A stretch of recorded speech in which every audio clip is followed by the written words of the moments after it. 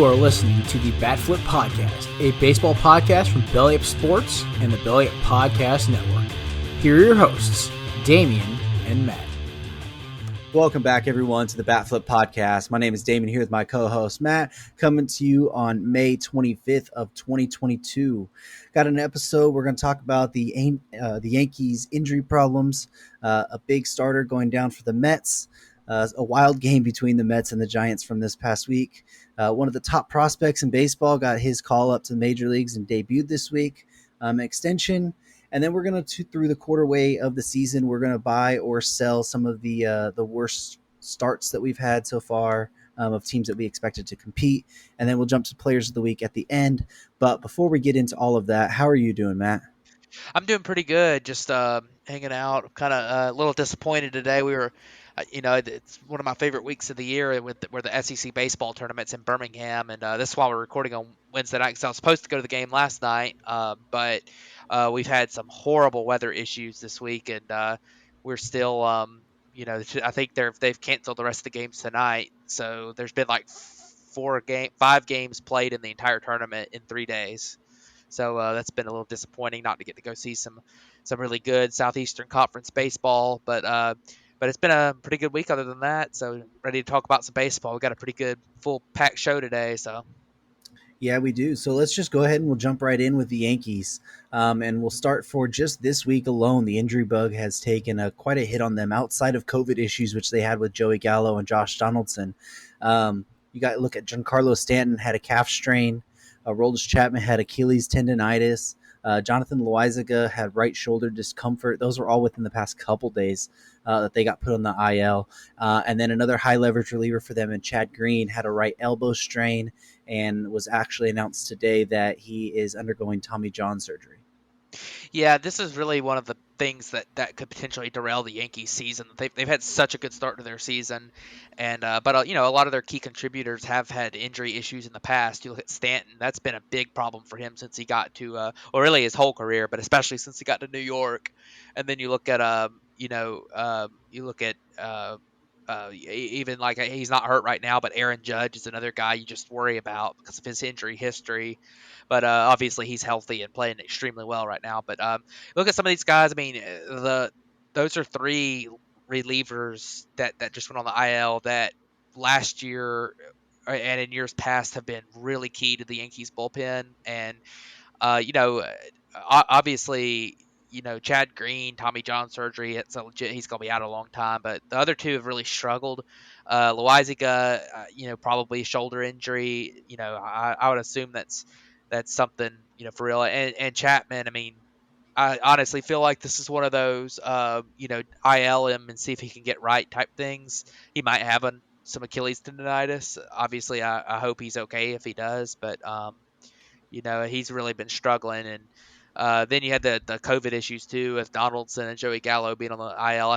I know Joey Gallo got activated today. I'm not sure about Donaldson, but those guys have been having issues with COVID apparently. So, but yeah, I mean the Yankees they'll overcome this. Most of these injuries outside of Chad Green don't seem to be super long term unless Stanton caught Mike Trout's calf strain from last year, which hope not. But we'll see what happens. Hopefully these guys come back pretty soon because the Yankees have been really fun to watch this year. Yeah, and just looking towards their start of the season, they're 30-13. They're leading that division by 4.5 games. This is the type of injuries that can allow the Rays, who are 4.5 back, or even the Blue Jays, who we'll talk more about here later, to kind of peak their way back in there if these, turn into longer term injuries. But hopefully they're back, especially Stanton and Chapman are 2 fun people to watch when they're on their game. But hopefully they come back pretty soon. But going from one New York team to the other New York team, we'll hit on the Mets for the next couple stories here. And I feel like you gave them the jinx a little bit last week, Matt, when you were mentioning on the podcast that, they're starting pitching issues with DeGrom and Tyler McGill already, and saying that Max Scherzer's had his health issues. Actually, the day we were recording that, he got an oblique strain, had to come out of his start early. It's a pretty big one. They said that he's about looking at 6 to 8 weeks until he gets reevaluated. Yeah, this is really tough with the Mets. Like I said last week, first off, it's not a jinx. It's just Nostradamus, um, but anyways, you look at Max Scherzer, and he's a guy. He's had his issues the last couple years with injury, and I don't think people have paid too much attention to it. For about 5 or 6 years, he was a total workhorse, 200 plus innings every year from 2013 through 2018. Then and obviously 2020 doesn't count because of the COVID year, but 2019 and 2021, his innings were way down compared to what they have typically been. 2019 only 27 starts. Typically, he's in the 33, 34 range. He's missed some starts last year. Missed 2 or 3 starts. I think he had hamstring issues last year. But remember also the playoffs. He had the dead arm in the playoffs. So this is a guy who he's 37 years old, and when you're relying on a 37-year-old as your ace, you can't be fully sure he's always going to be there. Just because at 37, I mean, a guy could just be in tip-top phenomenal condition, but still, he's got a lot of mileage on that arm. And obviously this is an arm injury, but even so, it's really unfortunate for the Mets because Max Scherzer was pitching extremely well. A 2.96 FIP, a 2.54 ERA in his first 49 innings this year.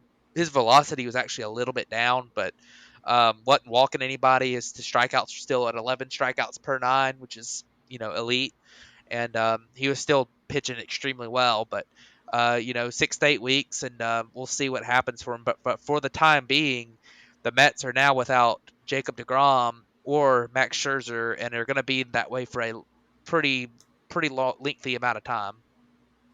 Yeah, and then just looking towards the rotation that they got to have now, that makes Chris Bassett pretty much become the ace of that staff now.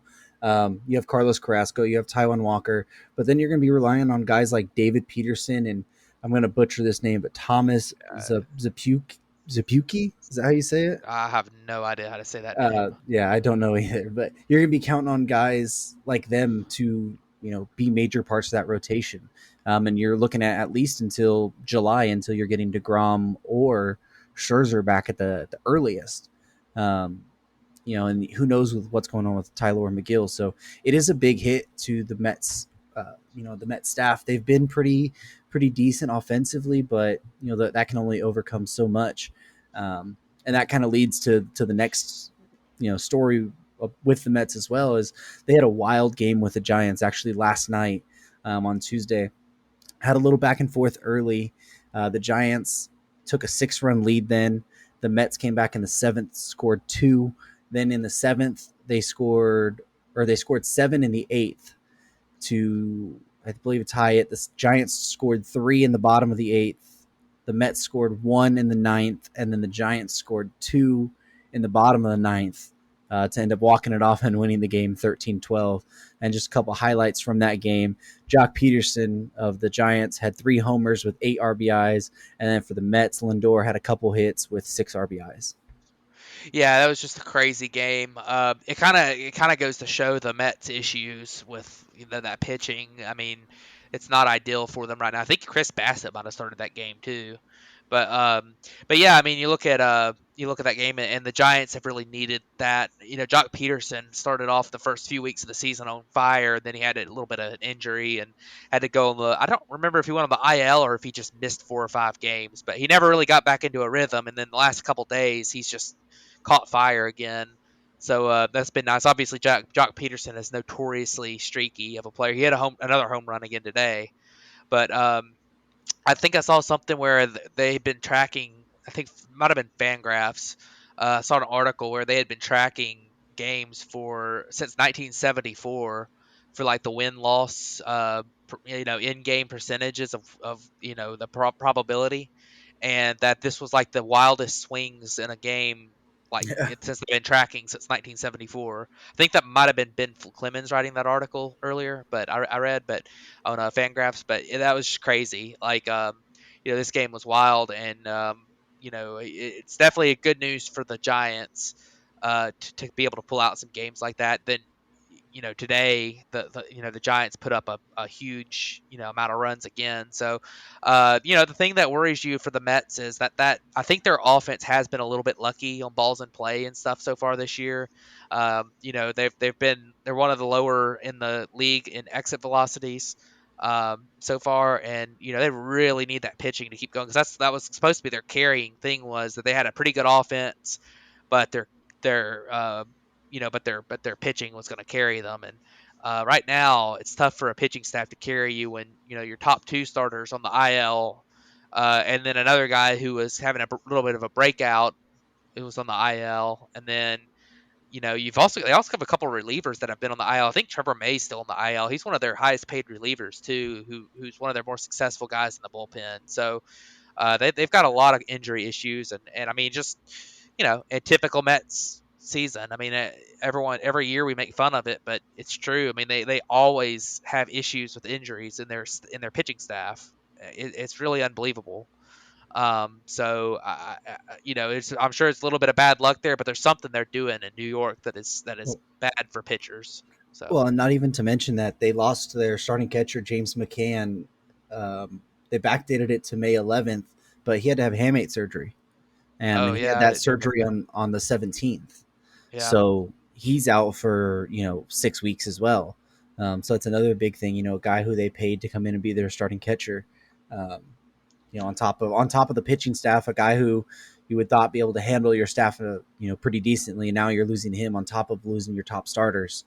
So you're going to a backup catcher with you know not your best pitching staff in general. So that's going to hurt even more. yeah. The good news for the Mets, though, it is the fact that the rest of the division's scuffling, and that they've built up a big enough lead that they could probably weather that lead.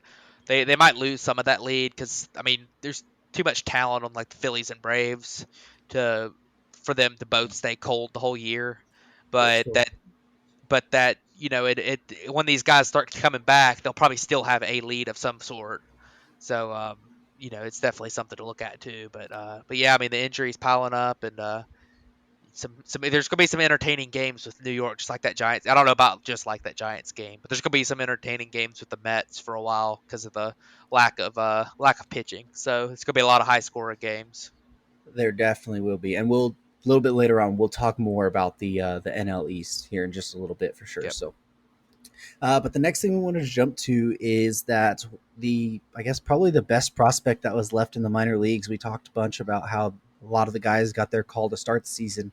The one big name that didn't, and that's Adley Rutschman. Basically, he was dealing with some sort of an injury to begin the year. That's probably why he didn't start in the majors, but got his call up this week. Has struggled a little bit so far, but you've seen the flashes of the talent of what he can bring. Yeah, Adley Rutschman is a guy who is going to be a superstar at the big league level, in my opinion. I think he's the most talented out of all the prospects, that those top 4 or 5 that everyone's talking about, this being one of those like generational type rookie classes in the American League. I felt like he was the best one out of the bunch. I thought that it was between him and Julio Rodriguez. Um, maybe Bobby Witt being in there that group as well, but I thought that he was the best one. And Adley Rutschman has looked, in the minor leagues, looked great. He was really unlucky at AAA in his 12 games he played there. It's a 206 BABIP, which is really low for what he'll end up running. But the fact that you're getting a guy with elite plate discipline, he's got power. He's a switch hitter. He could do it pretty much anything you ask him to, and he's an elite catcher. I mean, you're looking at, I don't want to go as far as to say Buster Posey 2.0, but a switch hitter. But he's, I feel like he's got a lot of similarities in his game to Buster Posey. So I mean, I think this guy's going to be incredible. Knowing the struggles for some of these rookies so far, I think Adley Rutschman could end up being the rookie of the year in the American League, even though he started later. We were kind of expecting him to come up at some point, around now, when the season started. But we figured a couple of those guys that started the season as a you know opening day would end up being the front runners for rookie of the year, because they'll have more volume. But a lot of those guys have really scuffled, and Adley Rutschman has an opportunity to come in and do it himself. So we'll see what ends up happening. He's had a pretty good, or he hadn't had a great start, but he's looked all right so far. Just the 86 WRC plus, but 300 on base percentage, 222 average. I mean, he's not striking out a ton. He's hit the ball pretty hard a couple times. I don't, it's just been like 4 or 5 games. So, but I think Adley Rutschman's going to end up being really, really good. So, Yeah, he has all the talent in the world, and we've seen him when he gets to a place struggle to start with, just trying to learn the environment, learn it all, and then once he gets settled in, he takes off from there, and especially that jump to the major leagues is bigger than any step he's taken before. So it will be fun to watch him, and like you said, he does have a legit chance to win the Rookie of the Year just because of the way that the other rookies so far have struggled. Even though Julio Rodriguez has kind of looked a lot better Yeah, he recently, started. but I think we kind of saw that one coming because of the enormous strikeout rate and bad calls he was getting. But Adley does have a thing, and it's good for Orioles fans. They have something to really cheer for now. Um, when that team doesn't have much talent on it to begin with. But another little thing we wanted to just hit on is Blake Trinan of the Dodgers signed an extension. He had an option for 2023 already. They basically guaranteed that.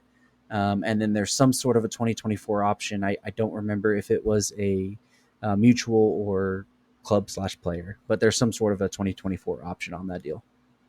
Yeah, Blake Trinan is pretty well documented his career. He's been a really good reliever.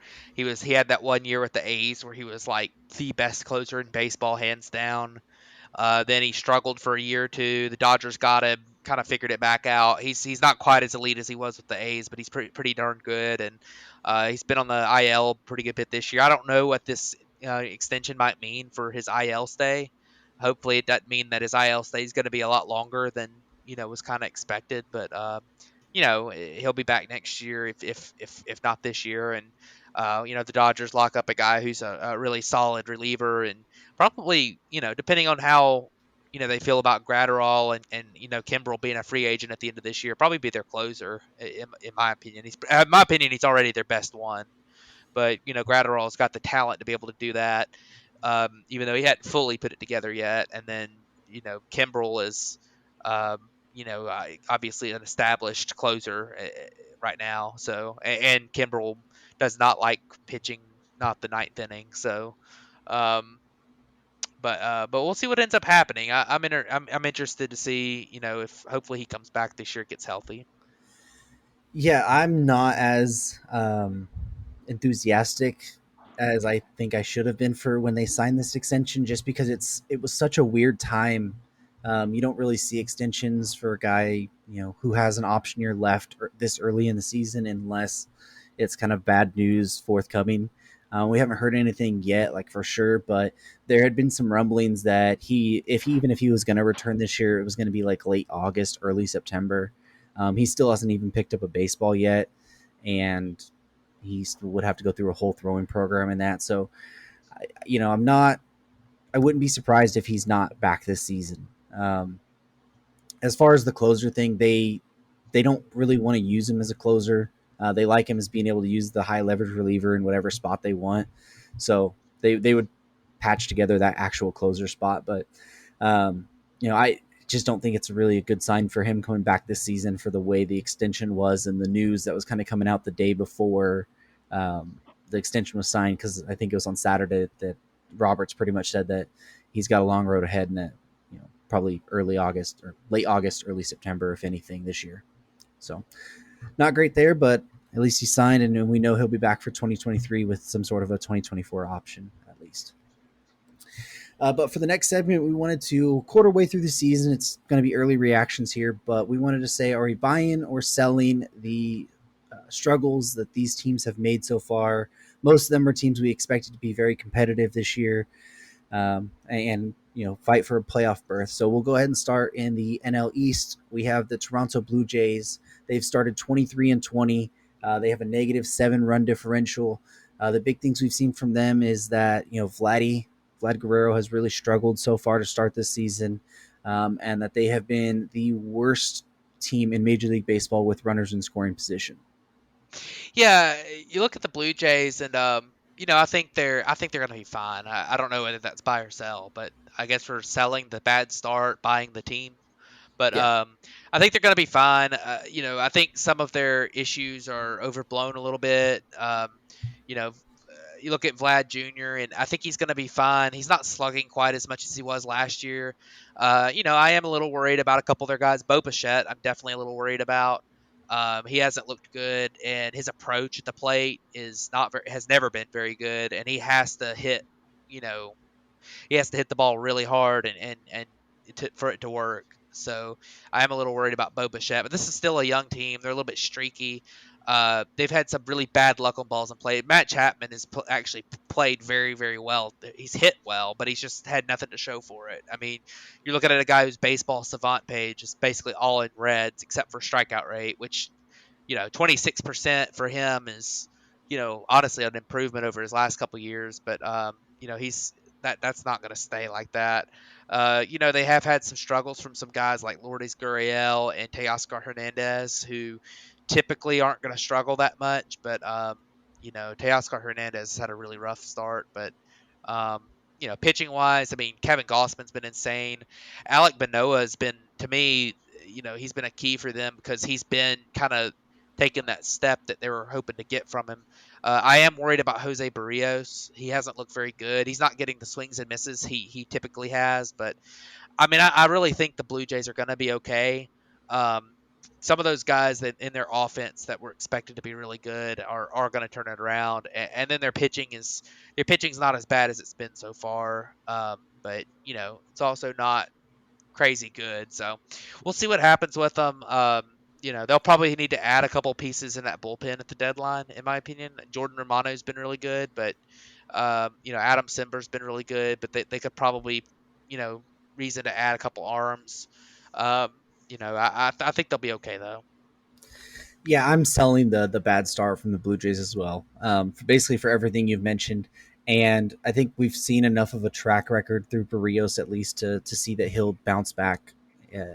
More than what he's shown so far. And I've watched his last couple starts, and I think one of them was against Seattle, and he went like 7 shutout innings. And then the one against St. Louis, he was looking really good. I think it was until the 6th inning. And that's when he kind of gave up, I think, 3 runs there. But Manoah's taken that jump, which is nice to see. Ryu, he's battled some injuries, which is something he's done his whole career, but he's looked pretty decent when he's been out there. Gossman's been unworldly, but I expect a little bit of regression there. But the offense, I think that's the way you're really going to see them, take that step forward. Vlad's not going to be as bad as what he has been so far.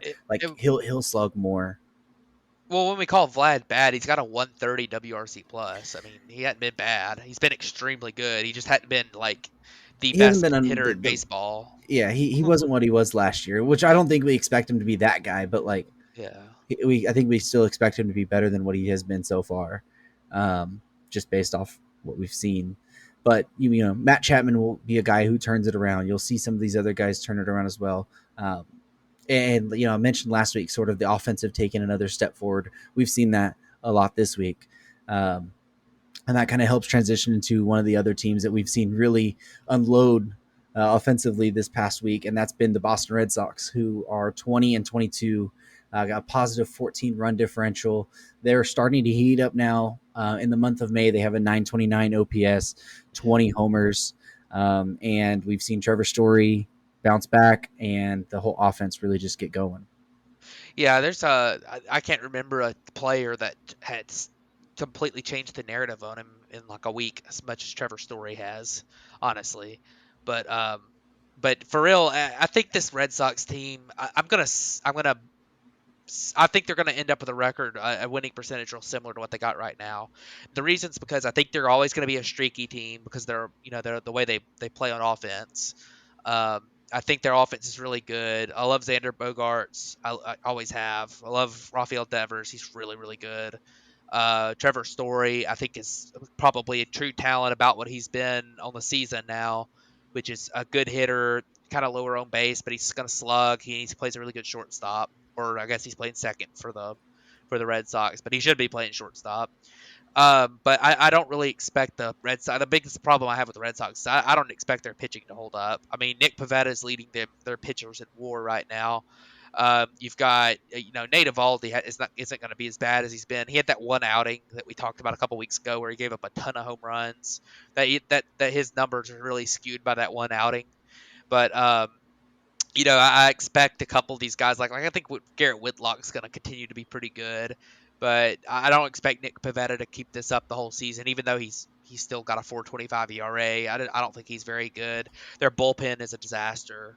Um, I think that and defensively they're just okay. Now they do have some struggling hitters that could turn around. I definitely don't expect Alex Verdugo to be this bad all year. But at the end of the day, I think this team's going to end up being similar to what they are now. And the fact of the matter too is the fact that they're in the AL East. The Yankees are just playing incredible, and the Blue Jays. We both agree we think they're going to turn it around, and even though they're really not all that bad, anyways. And the Rays are still playing well. So I mean, you got to really jump over three teams, and I just don't see that happening. So I'm definitely I guess selling the Red Sox as a team that's going to turn it around. Yeah, I would basically sell them as well. And like you mentioned, it's just strictly because of the pitching staff. If they're going to want to be competitive, they're going to need to make some sort of a move to get some other pitchers in there in the bullpen and in the rotation. They could be getting the boost with Chris Sale, who is supposed to be ready mid to late June.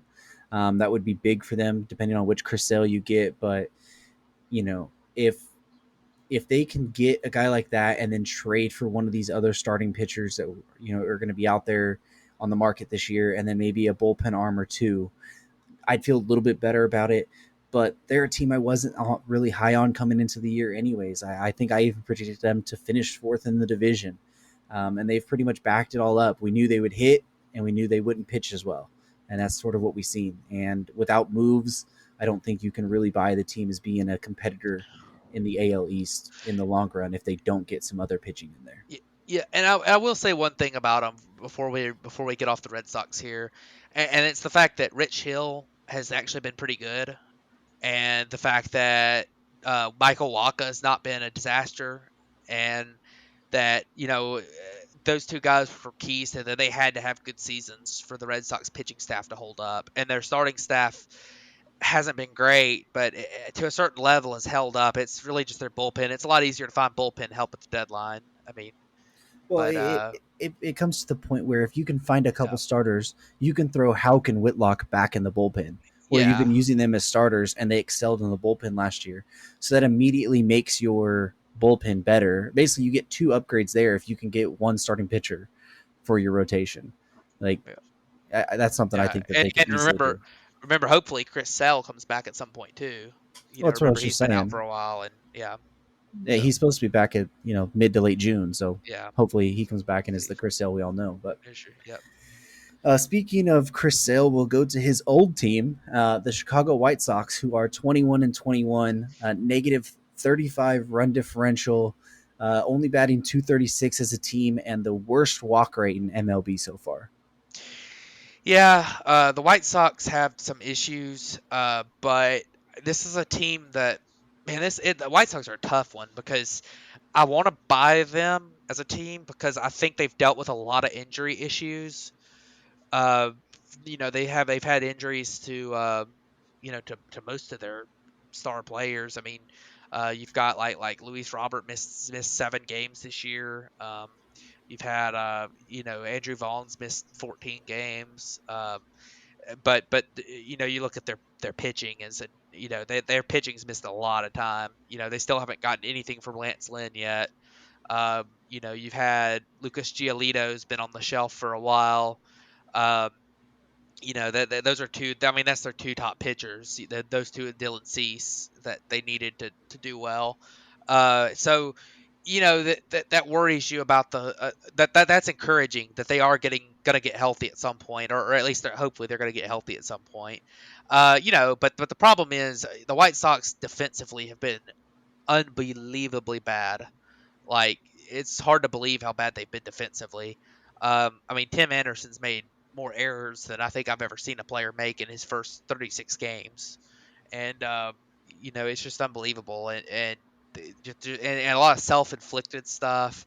Um, and but the thing is, too, you look at this team, they're not facing off with any kind of like juggernaut teams in their division. I mean, the Twins have had a good start, but the Twins are getting banged up too. I think the White Sox are going to eventually be okay. I don't think they're as much of a World Series contender as I might have thought. So, if you want to buy them, I don't think I can buy them as a World Series contender anymore to me, but I think they'll still probably make the playoffs and I think the chances are they win this division, even though I'd say it's more of like a 51-49 chance that they win the division than the 90% I would have said at the start of the year. But definitely some issues here, but we'll see what happens with them. Yeah, I'm really worried about the White Sox. I just I know there was a lot of the allure around them, and it just seems that even the players that we expected to still be there, like Jose Abreu, has really struggled so far to start the year. And then if you even look at their expected win to loss ratio, it's saying that they're supposed to be 17-25, like, and Yeah. they're 21-21. Like, they've even been playing worse than what their record says right now. And I know the run differential kind of says that as well, but that's kind of aided by Boston scoring like 16 runs on them yesterday. Yeah. Like, so that's a big thing. They've had a couple of those big blow up games to kind of that way, but just in general, the team just doesn't seem to be there. Maybe that's the defensive part. Maybe getting Moncada back will help the offense a little bit more. Maybe the defense. Like, I don't know what they can really do besides getting Lance Lynn back and the pitching to be more consistent. Like, even getting Lance Lynn back, it's not going to help you defensively because he's a guy who is, he strikes some guys out, but he puts more balls in play. Like, where are you going to go from there? Like, that's just going to hurt your defense because they're having more opportunities. So I don't know. I think I want to. I think I'm almost on the sell train for the White Sox. I really like what the Twins have done so far, and I just don't. I don't know where the White Sox. It seems like they're in a bad place right now, and that I don't see any light at the end of the tunnel for them. Yeah. Yeah. I mean, and like I say, I probably would be on the sell because I'm right on the borderline on the White Sox. I think I would be on the sell if they were in any other division, but we'll see what happens there. Yeah, It'll be interesting with them. it will be. It'll be one to watch for sure. But let's jump over to the AL West and a team that overachieved last year, and you probably saw some of the regression coming. And that is the Seattle Mariners, who are 18-27. They have a negative 29 run differential, but there is a little thing in there is that they've been 10-8 at home with a +6 run differential, and 8-18 on the road with a negative 34 run differential. They've already had 2 of the East Coast trips, so that can take a wear on you. And as far as at their home, they have the best home OPS in the American League at 767. Yeah, I this is a team I'm going to sell the Mariners team. I think that they are a team that I kind of saw this coming before the season. They're a team that was going to rely solely on players who, or not solely, but they were going to rely heavily on players who are very unproven at the major league level. And a lot of people were getting caught up in the hype of, oh my God, they got a great farm system. They had a good record last year. But, last year they really overachieved how talented their team was by winning a ton of one-run games and having a really good record, even with a bad run differential. And there's still stuff like I don't think they're as bad as their record right now, but there's still a lot to like about them. I mean, Ty France has continued what he did last year. He's been really good. Um, Eugenio Suarez has actually been solid, which I think I said that was coming too. But Julio Rodriguez, even after his early struggles, has been really good. He's got a 120 WRC plus on the season now, and he's up over a one win above replacement, and he'll just continue to get better. Um, but I mean, this is a team that just doesn't have a lot of depth, and their pitching to me was always a problem. And I know they signed Robbie Ray, but coming in, I thought Robbie Ray was going to regress off of what he did last year.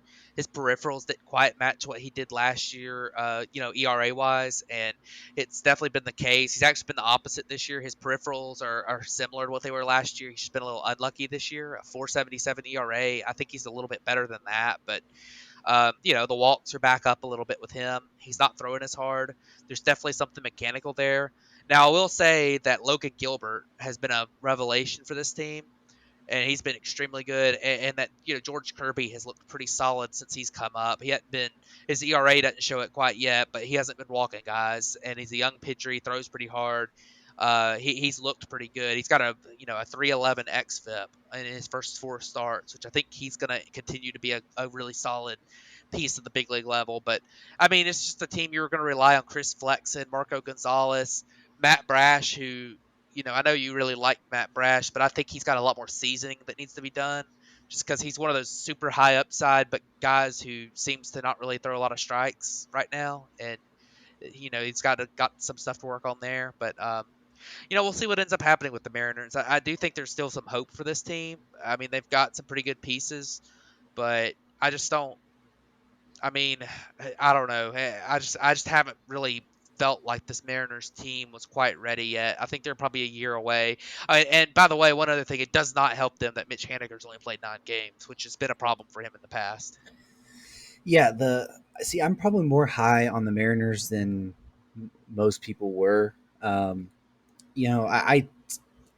see a lot of upside that can turn around with the Mariners. That they aren't as bad as what they have. You look at a guy like Jesse Winker, who I don't think he's a 219 hitter anymore. Like, he's probably not the 305 guy he was last year, but he's only getting on base to 310, a 31% mark, where his career low before that was a 357. Like, he'll get on base more. He'll start hitting the ball more, and they've got a guy like Kyle Lewis just came back off the IL yesterday, who's going to be a big piece for them as well. If you can get Mitch Haniger back, like, the offense is going to take a step forward. The pitching staff, Robbie Ray will get in line a little bit better than what he has been so far. Logan Gilbert's taken that step forward. George Kirby's been really good so far. I think the starting pitching I think it's good enough to help you win enough of the games that you need to. I think the real thing they need to upgrade is the bullpen. You've been relying on a guy like Andres Munoz, who's still pretty young but hasn't been good. Like Sergio Romo in there. I think he's actually been pretty decent, but He's been great. 1.13 ERA.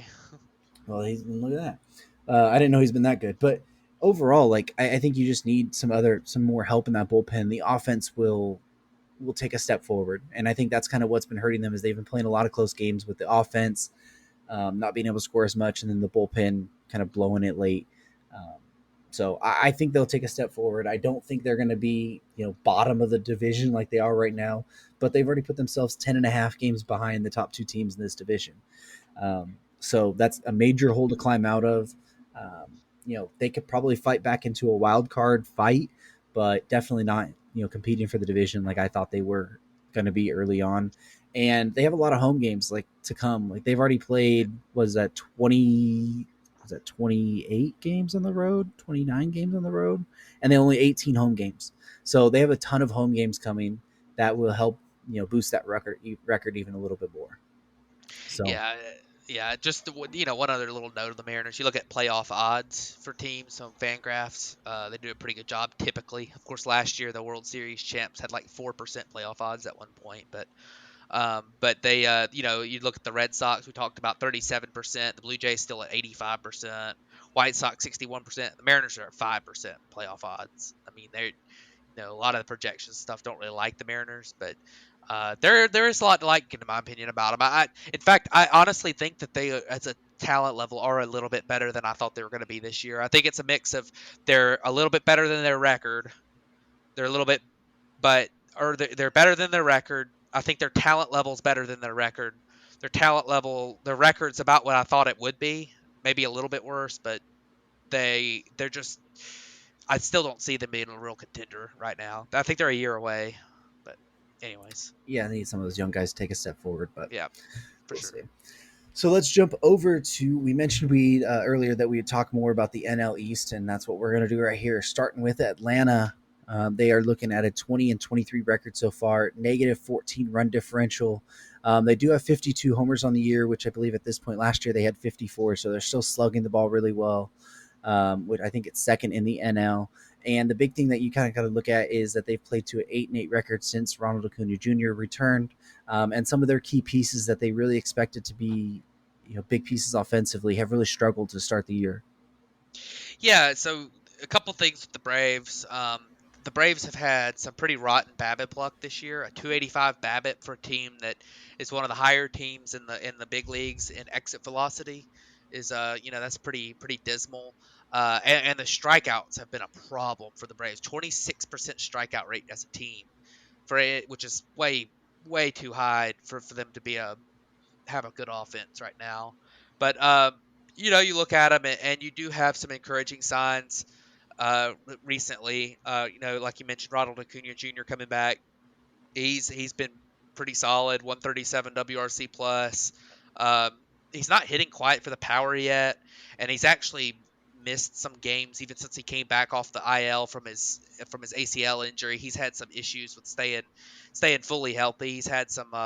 I think he had a little bit of a groin issue last week. He got scratched from the lineup tonight with a quad issue. They expect him to be back over the weekend, but he's going to have a little bit of maintenance type stuff like that, kind of coming back to full, playing full games, full time. But it's just a team that they've lost a lot of games in ways that you're like, man, this is rough. But they've had some good performances. William Contreras has really been a relevant revelation for this team.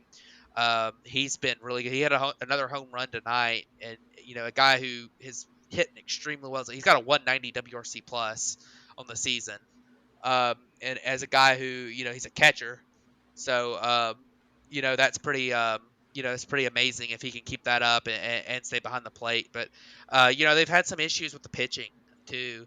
Max Fried's been great as he usually is. Kyle Wright's been incredible, which is shocking. Spencer Strider's been incredible out of the bullpen. He might end up in the rotation at some point, but some of the guys that they relied on last year, look at the bullpen arms they relied on in the playoffs last year. Tyler Matzik is on the injured list now, and he was horrible before getting put on the injured list. And Will Smith hasn't been very good either. He's been giving up that home run ball again, and he's not striking guys out at the same level as he usually does. So that's a couple of issues they've had. They really don't have a 5-starter. Charlie Morton's looked like his age is showing a little bit, but we'll see what ends up happening. I still think this bullpen is good. They've had some tough luck at times, but I think they're good. Starting rotation with Max Fried, Kyle Wright are still really good. Ian Anderson's been decent. Charlie Morton will be okay. I still think this team's pretty good, but I wouldn't call them the favorite anymore. I would say that they're probably I think they're more of a wild card team than they were looking like at the start of the year. But they're not going to keep playing this poorly all year.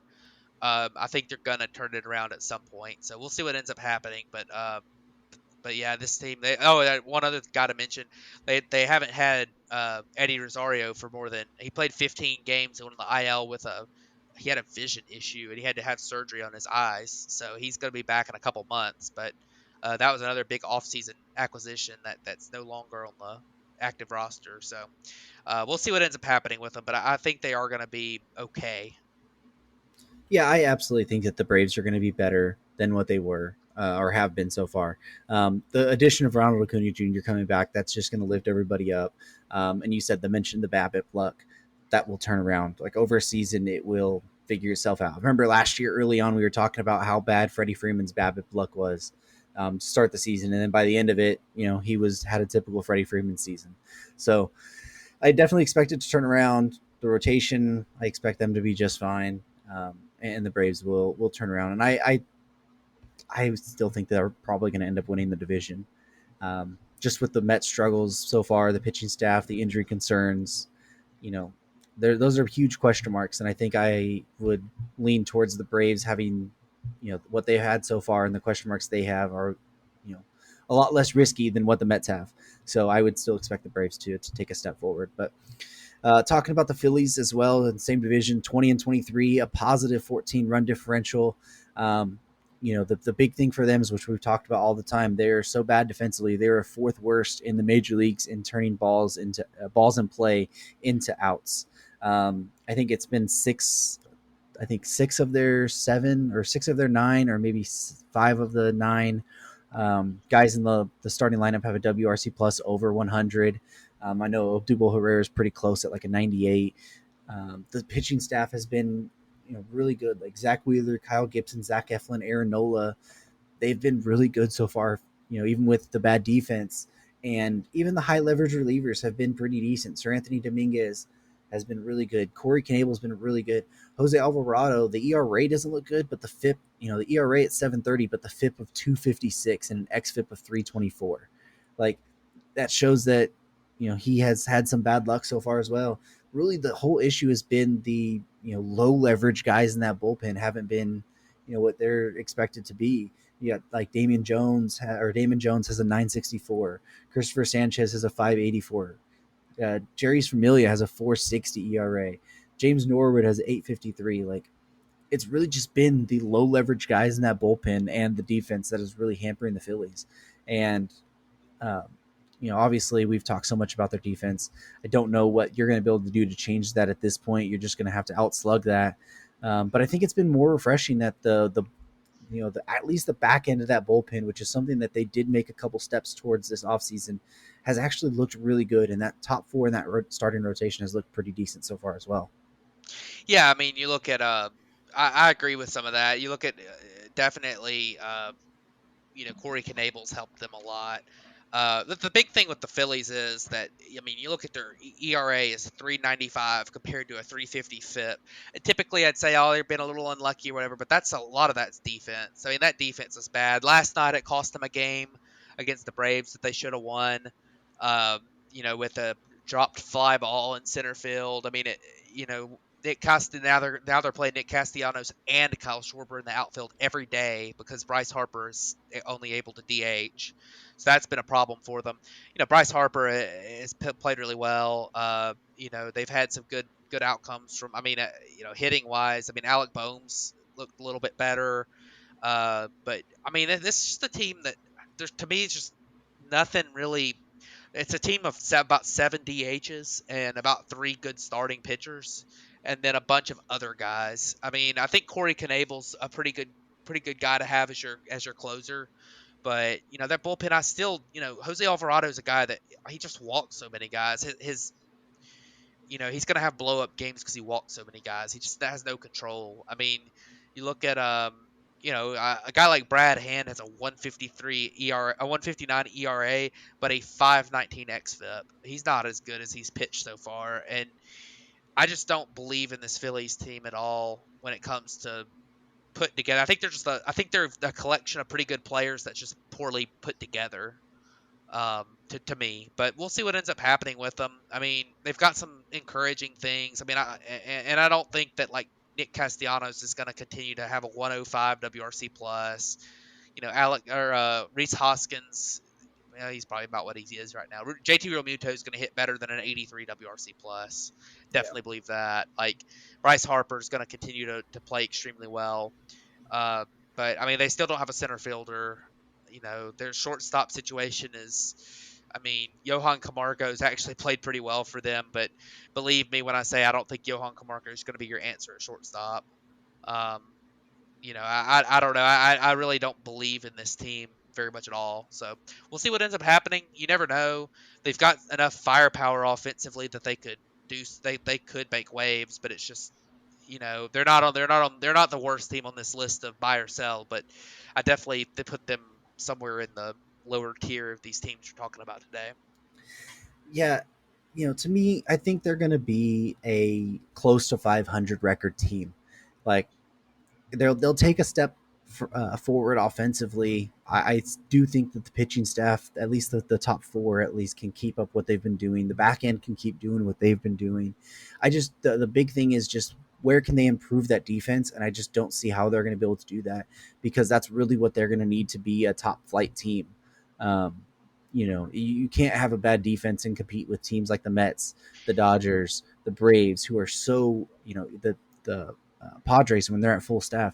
Like, they are so good offensively, you can't afford to be giving those teams extra outs, and that's the Phillies' whole problem right now, is just giving teams extra outs, especially good teams. That's where you're going to get beat, and there's just no clear room for them to make that improvement without some multiple massive changes in the middle of the season.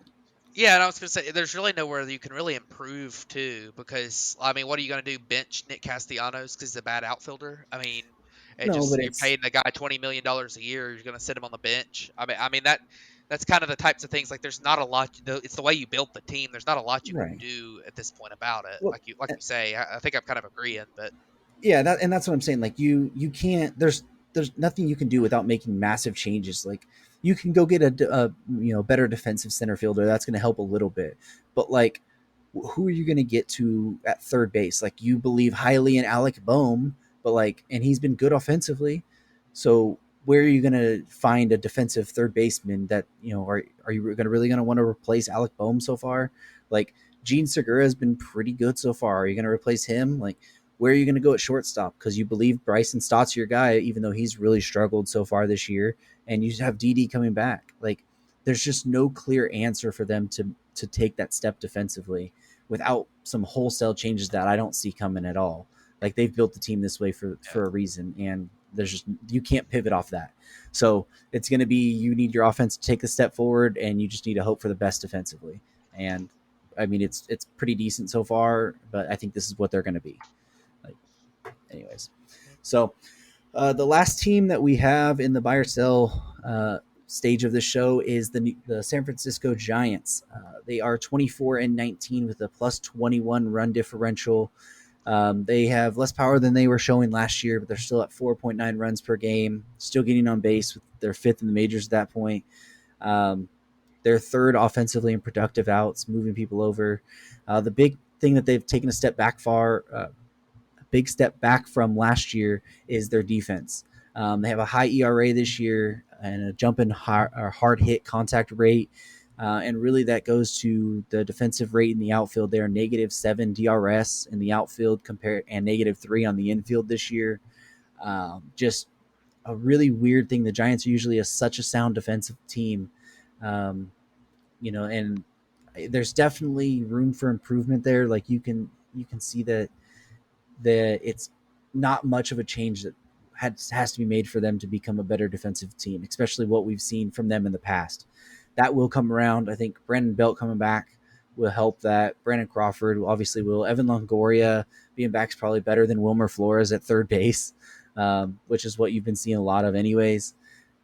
But yeah, and their pitching staff will be good. But I don't know if how are we feeling on the Giants? Like I'm so torn on if I think that they're going to keep this up or if they're just going to take the step back because of just I didn't believe them in them last year. They're keeping up the same pace this year, but even less like I'm less confident in them even this year.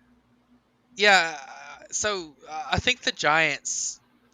I think that they're a team that they're probably the third best team in their division. I mean, the Dodgers. You kind of flip the Padres and the Giants records from last year, and I think that's what you'll end up with. Because, I mean, the Giants, for one thing, there are some good signs with the Giants. Mike Yastrzemski's back to the player he was in the short 2020 when he looked like he was going to end up being a superstar, and he's been that guy again this year so far. I mean, he's been extremely good. Not his plate discipline's been elite this year. A 308 average, 406 on base, 477 slugging, a 1.2 WAR so far. He had another home run today that didn't even count that. Uh, you know, they lost a lot from last year's team too. You got to remember, you lost Buster Posey, and he was extremely good last year, and you replaced him with a rookie and Joey Bart, who has been okay. Zero point 0.4 wins above replacement, hadn't been a disaster, but I mean, striking out 46% rate. That's really really bad. But a few things, too. Your team has a 292 BABIP, which is pretty low. That'll probably come up some. Um, there's just a lot of guys on this team that I just don't know. They've also had a lot of injuries too. There's a lot of guys on this team I just don't know if I believe in really to a certain level. But I mean, their pitching staff. I mean, Carlos Rodon has looked like incredible. Logan Webb is really good. You'd like to see him strike a few more guys out, but that's not really the top thing of his game. Alex Cobb, I don't know where his velocity came from, but he's also been one of the most unlucky pitchers in baseball. 6.25 ERA to go with a 2.75 FIP and a 2.36 xFIP. He'll be a lot better ERA wise than he's been so far, but some of that small sample size on all these too, by the way. But yeah, I mean, I don't know. I think this team's going to be okay. I don't think they're going to be I don't think they're as good as they were last year, but they find ways to win games too. That's just one other thing about the Giants. They always do. They're very well managed and they win their platoon splits. It's a team that I typically would see overperforming um, their talent level and their kind of expected win-loss record by the end of the season. I just think they do a great job mixing and matching and winning a lot of close games. But we'll see what ends up happening with them.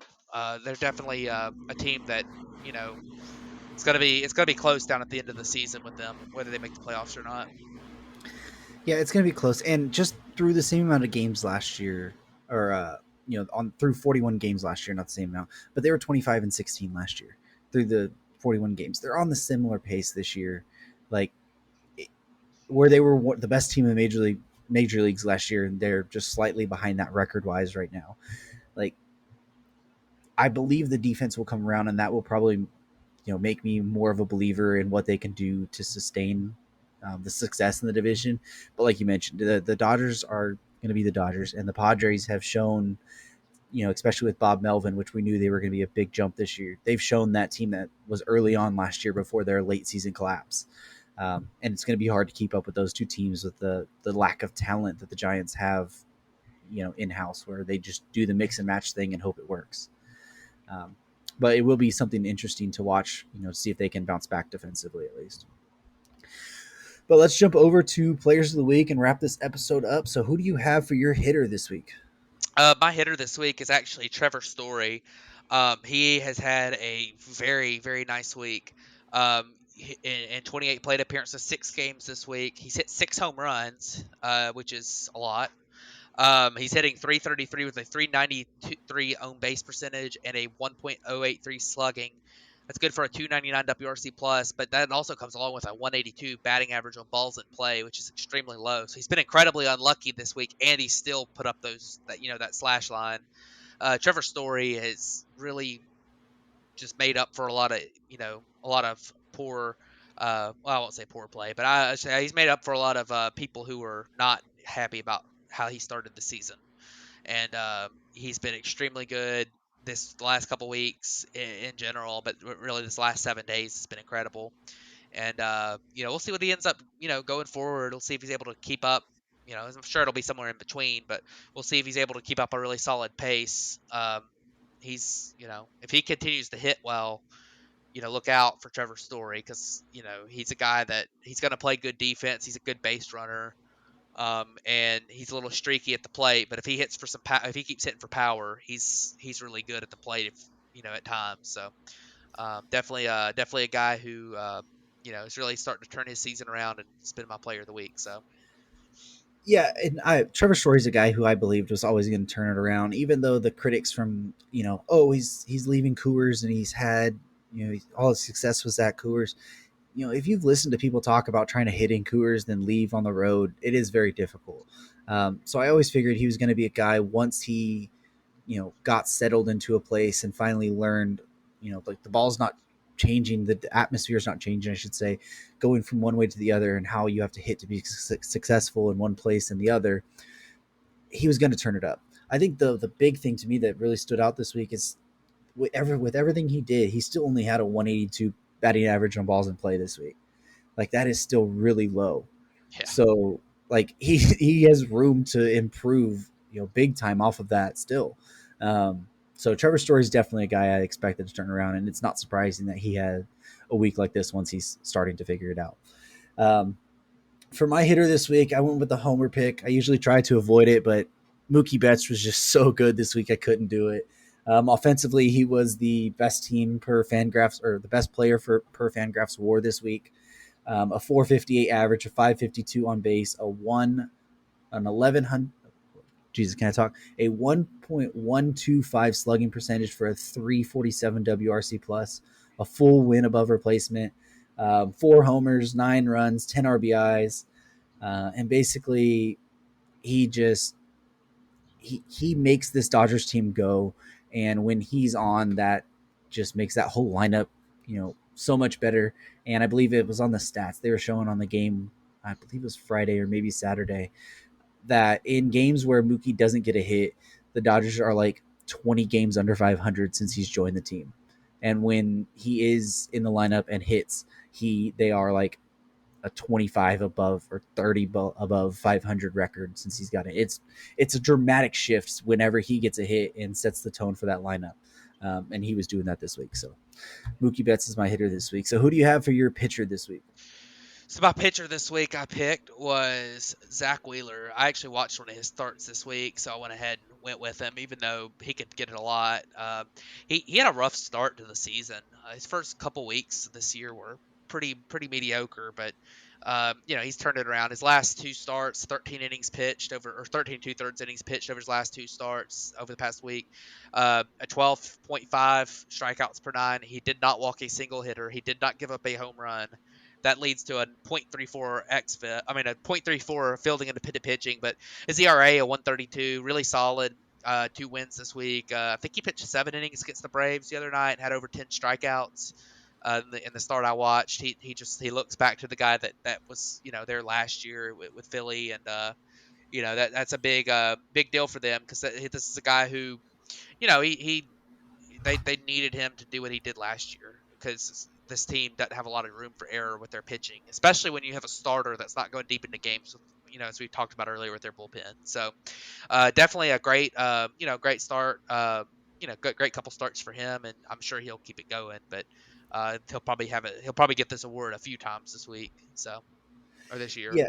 Yeah. So that game you're talking about with Atlanta, 6 2/3, 8 hits. His 2 runs there, but 10 strikeouts. We mentioned how bad the Phillies defense is. You need those strikeouts. Yep. And then his other start this week was against the Padres. 7 innings of shutout baseball there, 4 hits, 9 strikeouts. So to do that against 2 teams who have a lot of firepower offensively is pretty impressive, which we saw that last year from him. I think we were just kind of waiting to see him take that step so far this year. And it's starting to look like he's back to that form that was, put him as a Cy Young finalist last year. But for my pitcher this week, I ended up going with Sonny Gray, a big offseason addition for the Minnesota Twins. Had 2 starts this week, 13 innings pitched, a 1.38 ERA, 1.05 FIP. And in his 2 starts this week, one being against Oakland, he went 6 innings of giving up 2 runs on 6 hits, 5 strikeouts. But really his start that most people were talking about was against the Tigers, 7 innings, 4 hits, 1 walk, but 10 strikeouts. That's the type of performance you want to see from Sonny Gray. And after losing a guy like Chris Paddock, you really needed Sonny Gray to come back off his injuries and, prove to be that guy that you expected him to be, that top of the rotation guy. And he's starting to prove that. His last couple starts have been really good. And even since he's come back from that injury, he's had 4 starts, and in 2 of them he's gave shutouts, and the other 2 he's had 2 earned runs in each of them. So really proven to be the guy that the Twins really need on top of that rotation right now. For sure.